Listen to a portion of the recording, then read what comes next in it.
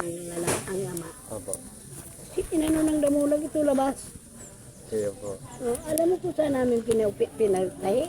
Oo. Sa tinambak. Arayo po po, no? Arayo, ang buhay na walang hanggan, binibigyan niya ng Panginoon. Po. Kita sa pagkakasala kita ng buhay. Pero nunoy kung matino ka, ang Diyos nakasukat sa tulong mo. Isipin mo nunoy ha, yung kapatid ko ha, Sige po. matuo.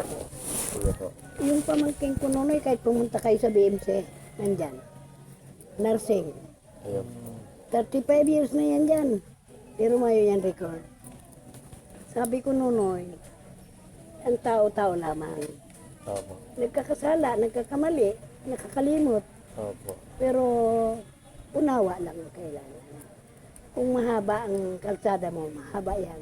Ayun po. Kaya sabi ko nunoy, ako 95 na. 95 na ko sa lukuyan nunoy, nagtatanggap man ako ng senior. Pinakamababa ang 4,000. Tapos yung una, natanggap na namin, nasa 16 na yun. Marami din po, no? Marami din po. Inulog ko sa bangko. Dahil nag-iisa ako nunoy, pag nagkahilang ako anong kubututin ko. Po. Maria nakahalaan yan dyan. Sa kung dahil ka sa tao,